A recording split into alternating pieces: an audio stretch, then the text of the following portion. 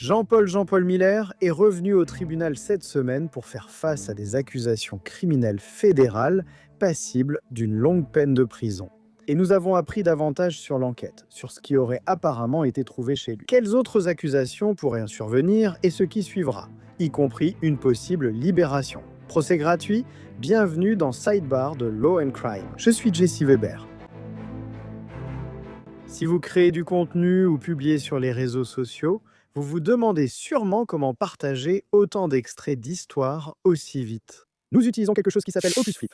C'est un éditeur tout en un basé sur l'intelligence artificielle qui rend très facile la découpe, la création et le téléchargement de vidéos sur n'importe quelle plateforme grâce à l'intelligence artificielle. OpusClip génère des plans de coupe, recadre les séquences et améliore même l'audio. C'est vraiment simple. Allez sur Opus Pro/sidebar, inscrivez-vous, téléchargez votre vidéo et obtenez rapidement des clips prêts pour TikTok, Short ou Reels. OpusClip centralise tout.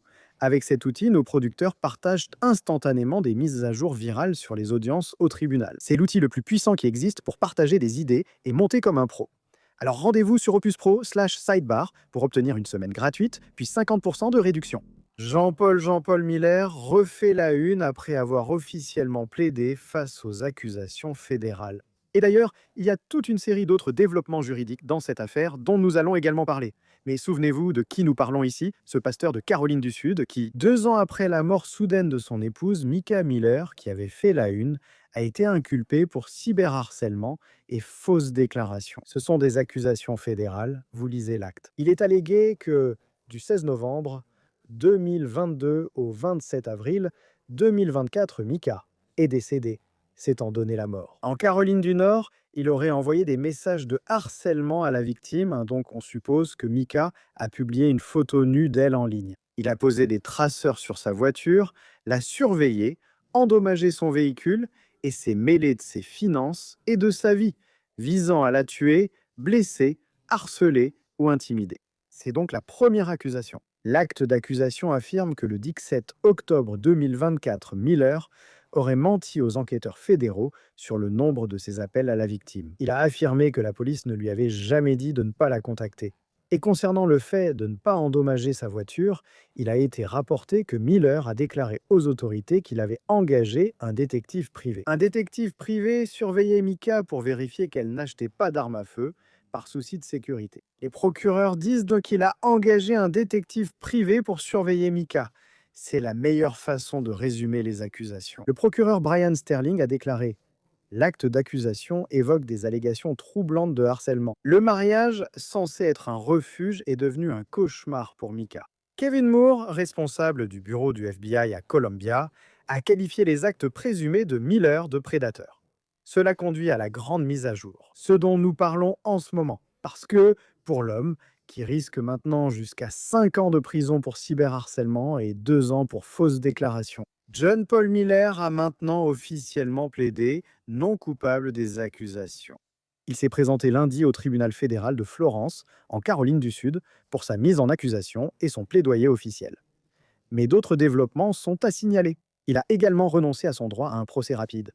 Ainsi, selon la loi fédérale, un procès doit commencer dans les 70 jours suivant le dépôt de l'acte d'accusation, mais un prévenu peut y renoncer. Voici ce qui s'est passé. La renonciation indique que mon avocat m'a informé de mes droits selon le Speedy Trial Act. Je renonce à mes droits selon cette loi et demande le report de mon affaire après la prochaine session du tribunal. Je fais cette renonciation en comprenant parfaitement mes droits à ce que cette affaire soit entendue conformément aux exigences du Speedy Trial Act. Cette renonciation est faite volontairement. Personne ne m'a forcé ou incité à signer cette renonciation. Je le fais de mon plein gré. Pourquoi a-t-il fait cela? Nous allons aussi en discuter. La caution, d'accord.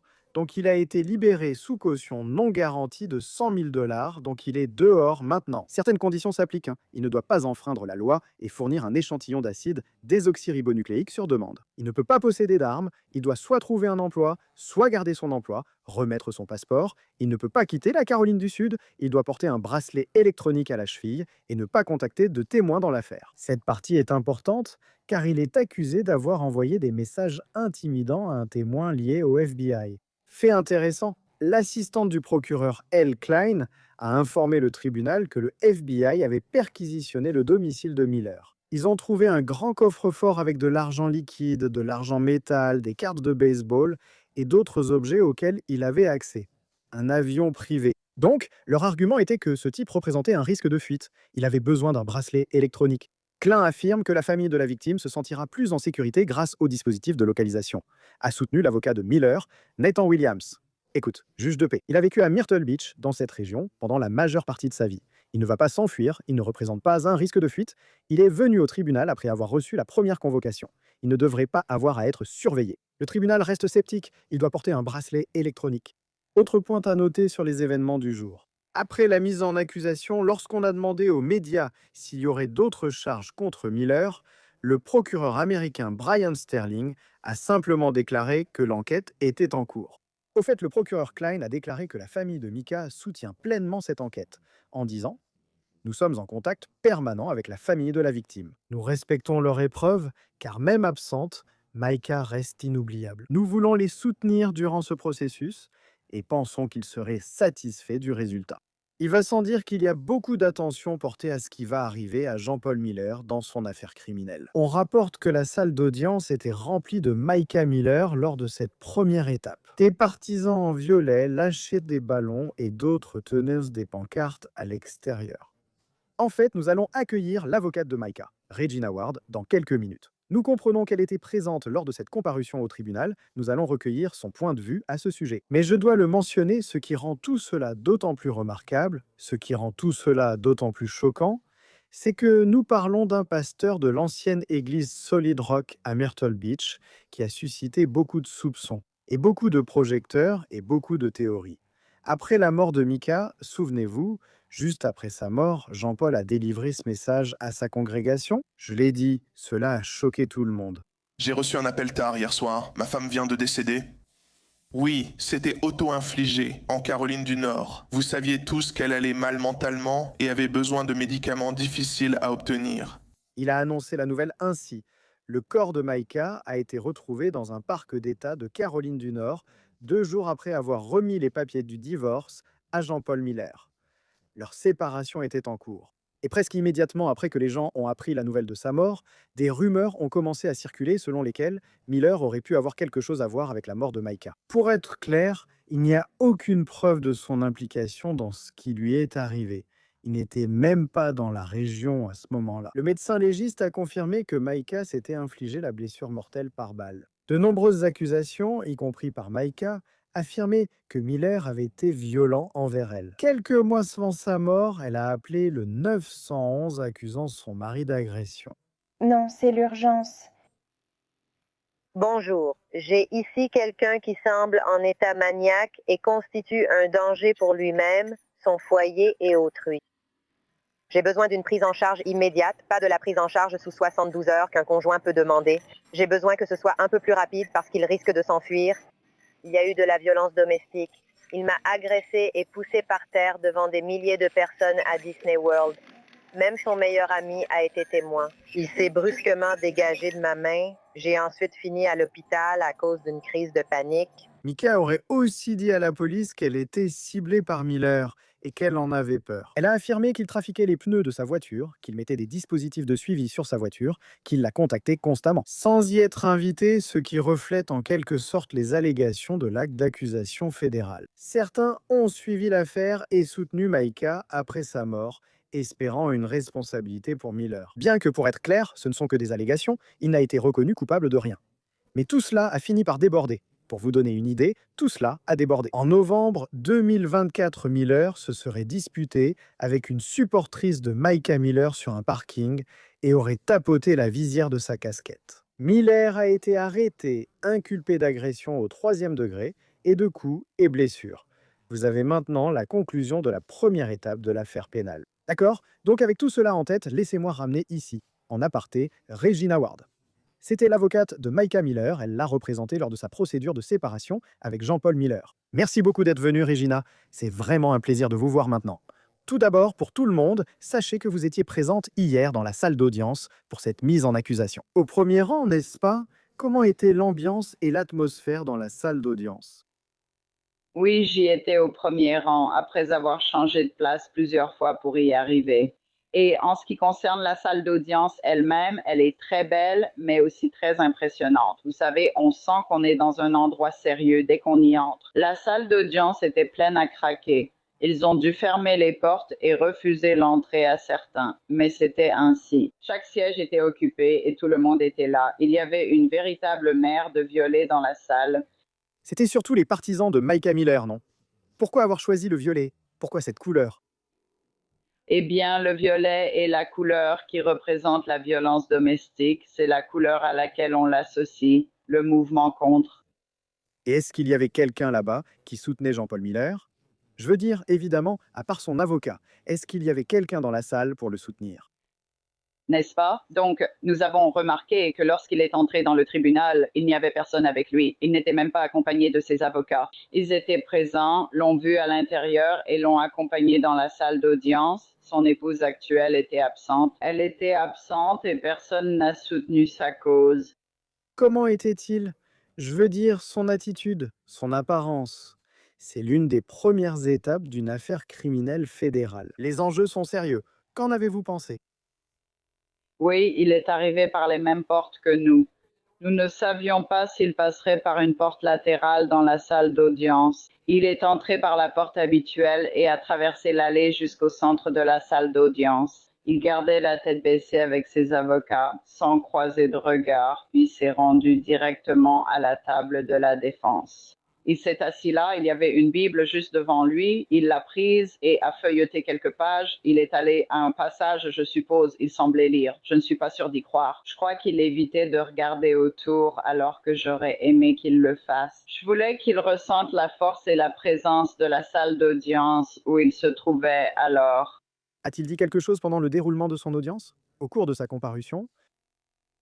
N'est-ce pas? Il y a eu quelques moments où il aurait eu l'occasion de parler. Donc, par exemple, la première chose aurait été la lecture de l'acte d'accusation lui-même. Au tribunal, il a renoncé, ses avocats le lui ont présenté. Il a aussi pu ou eu le droit de dire s'il plaiderait coupable ou non à ces accusations. Il n'a pas parlé, ce que ses avocats avaient mis par écrit et soumis au tribunal auparavant. La seule fois où nous l'avons vraiment entendu parler, c'est quand le tribunal lui a dit qu'il y avait droit selon les règles fédérales. Selon la Constitution, nous avons droit à un procès rapide, mais les tribunaux fédéraux sont très stricts à ce sujet. Ils ont instauré une règle exigeant un procès sous 70 jours. Le juge lui avait signalé que le jury venait d'être choisi pour cette session. La prochaine session du tribunal est prévue en mars, dépassant donc les 70 jours. Monsieur Miller pouvait exiger un procès sous 70 jours ou y renoncer. Et il a choisi d'y renoncer et le tribunal a dû lui poser des questions précises à propos de cette renonciation, s'assurant qu'il avait été informé de ses droits, qu'il le faisait librement et volontairement, sans aucune menace ni contrainte. C'était donc la seule fois où nous avons pu l'entendre parler. Pour être clair, cela arrive souvent. Les accusés au pénal renoncent au procès rapide. Pourquoi l'a-t-il fait ici? Quelle stratégie? Est-ce son souhait? Certains diraient, écoutez, mettez la pression sur l'accusation, forcez-les à aller au procès tout de suite. Je doute qu'ils aient à l'épreuve. Certains disent vouloir renoncer, prendre leur temps, examiner la défense et les preuves. Pourquoi pensez-vous qu'il ait renoncé?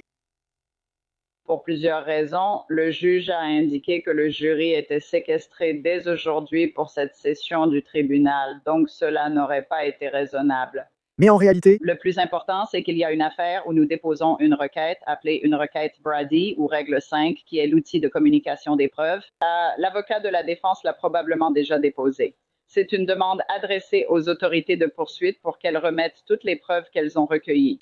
Son avocat peut ainsi examiner le dossier du gouvernement contre son client et le conseiller en conséquence. Donc, évidemment, lorsqu'il dépose cette requête Brady, le bureau du procureur général des États-Unis dispose de 30 jours pour y répondre. Et donc, vous savez, c'est nécessaire. C'est une chose intelligente à faire en tant qu'avocat de la défense, d'obtenir ces informations parce que vous voulez vraiment voir, eh bien, est-ce qu'ils ont un dossier solide? Vous voyez, qu'en est-il du bracelet électronique à la cheville?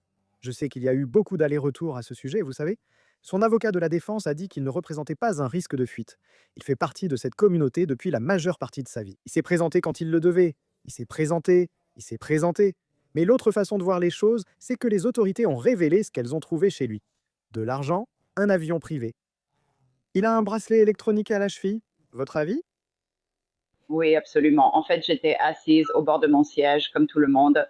Le juge a examiné attentivement la caution et les conditions, puis lui a finalement accordé le port du bracelet électronique. On a senti un vrai soulagement dans la salle, le juge partageant l'avis du procureur général des États-Unis sur la nécessité de surveiller l'accusé en raison d'un risque pour la société. Parce qu'il avait activement recherché les adresses des membres de la famille de Micah, il avait même cherché les adresses de témoins potentiels dans l'affaire. C'est effrayant, donc le juge refusait de le laisser circuler sans surveillance. D'autres ont parlé de justice poétique, n'est-ce pas? Monsieur Miller a traqué et suivi Micah pendant des mois, des années, et maintenant c'est lui qui est suivi par le gouvernement. Alors, qu'est-ce que ça fait? Au fait, la majorité des personnes présentes pour le soutenir, qu'ont-elles pensé de ce qui s'est passé au tribunal en regardant Miller? Je veux dire, pourquoi était-elle là? Que voulait-il? Certains suivent cette affaire depuis longtemps et s'y investissent, espérant voir le résultat. Et je l'ai bien précisé, et je vais le redire, vous savez, il est innocent jusqu'à preuve du contraire, n'est-ce pas? Ce ne sont que des allégations, mais la majorité des personnes présentes, peut-être même celles à qui on a parlé. Pourquoi sont-elles là? Qu'attendent-elles? Oui, absolument. Il y a plusieurs choses. Premièrement, bien sûr, c'est la justice pour Micah elle-même, après avoir appris ce qu'elle a subi de la part de Monsieur Miller. Dans un sens, en tant que personne, c'est difficile de penser que quelqu'un puisse s'en sortir après avoir traité quelqu'un de cette façon sans être tenu responsable. Ils apportent aussi de la reconnaissance à d'autres dans des situations similaires. Cela met également en lumière les lacunes que nous avons dans notre gouvernement en ce qui concerne la protection des personnes qui se trouvent dans ces situations de violence domestique. Et rappelez-vous, il s'agit d'un type de violence basé sur le contrôle coercitif. Le gouvernement fédéral le reconnaît, mais le gouvernement de l'État ici en Caroline du Sud ne le reconnaît pas et nous travaillons à essayer de changer cela. Mais les soutiens qui sont là ne pensaient pas seulement à demander justice pour ce qui est arrivé à Micah. Cela permet aussi d'apporter la justice à d'autres dans des situations similaires en mettant cela en lumière et en tenant quelqu'un responsable. La plupart des victimes de violences domestiques ressentent cela. Leur agresseur s'en sort souvent et échappe à bien des conséquences. Et donc, c'est rassurant et encourageant de savoir cela. Enfin, c'est reconnu et le système judiciaire s'en occupe. Ils font de M. Miller un bon exemple. Comme nous l'avons mentionné précédemment, il a plaidé non coupable aux accusations. Je crois qu'il est représenté par un avocat nommé Nathan Williams. Savez-vous quelque chose sur Nathan Williams? Je ne le connais pas, je n'ai jamais interagi avec lui et il est dans un autre comté. Je me suis renseignée, il a d'excellentes références. J'ai même dit que M. Miller n'avait pas engagé d'avocat bon marché là-bas. Il a apparemment des avocats très compétents et professionnels avec beaucoup d'expérience. Que pensez-vous de la découverte par les autorités de tout cet argent liquide, des lingots et des cartes de baseball dans son coffre-fort? Il était intéressant de découvrir ce qui avait été trouvé lors de la perquisition chez lui. Qu'en pensez-vous? Oui, donc je n'étais pas surprise, bien sûr. Maïka m'avait dit qu'il avait un coffre-fort. Elle a mentionné qu'il gardait plusieurs armes à feu là-dedans et d'autres choses. Et puis elle savait qu'il avait de l'argent liquide dans le coffre-fort. Donc encore une fois, cette découverte par le FBI grâce au mandat de perquisition et le fait de tomber sur ce coffre-fort a également corroboré et donné de la crédibilité au témoignage essentiel de Maïka sur ce qui s'y trouvait. Donc, je ne suis vraiment pas surprise par cela. Et c'était agréable d'entendre que tout ce que nous avions soupçonné, le FBI l'avait découvert. Et d'ailleurs, pour les personnes qui ne connaissent pas votre lien, votre implication dans cette enquête, corrigez-moi si je me trompe. Les fédéraux vous ont-ils assigné à comparaître pour certains objets? Pouvez-vous nous en dire plus? Oui, ils m'ont délivré une assignation.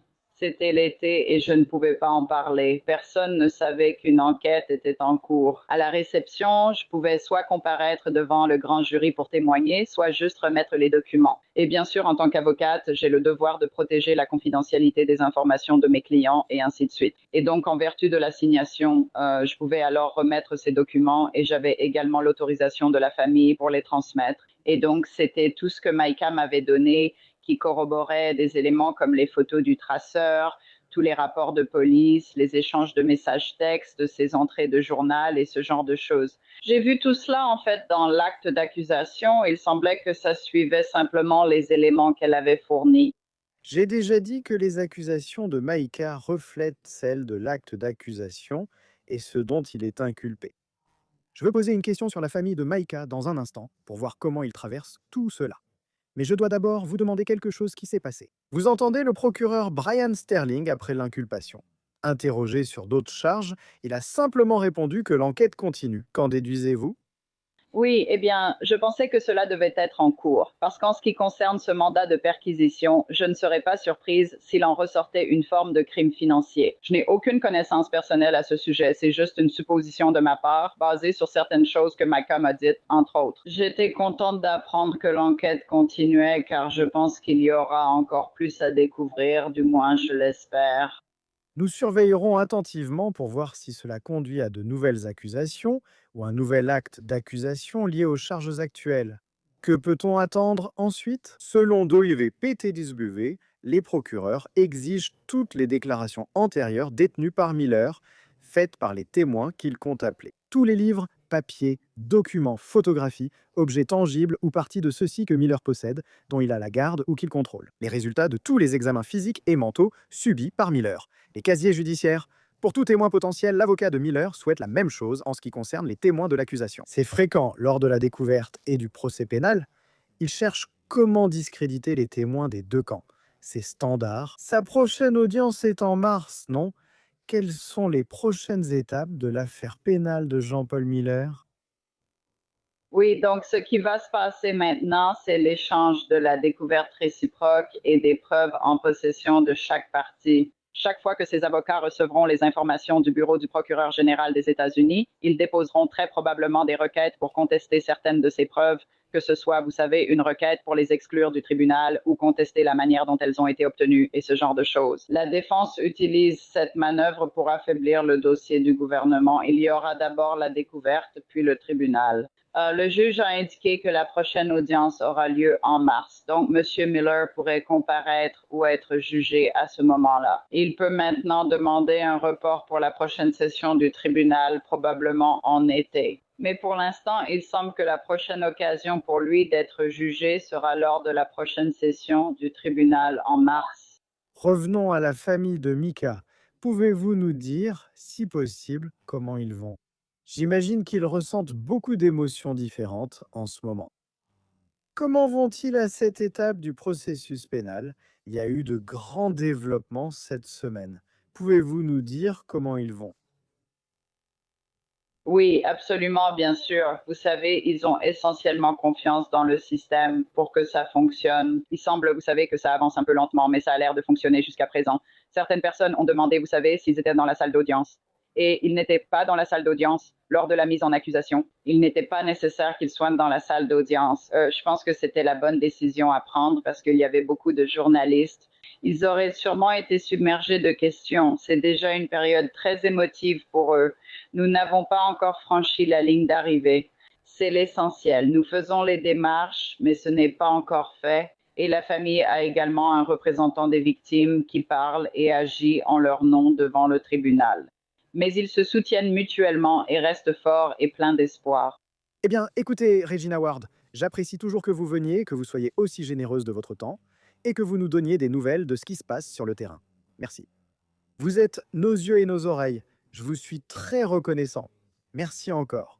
Et nous attendons de poursuivre la conversation au fil de l'affaire pénale de Jean-Paul Miller. Merci beaucoup.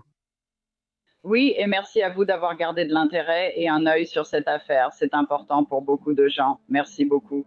Et c'est tout ce que nous avons pour vous pour le moment, ici sur Sidebar. Merci beaucoup à tous de nous avoir rejoints. Et comme toujours, veuillez vous abonner sur YouTube, Apple Podcasts, Spotify ou partout où vous écoutez vos podcasts. Suivez-moi sur X ou Instagram. Je suis GC Weber. À bientôt.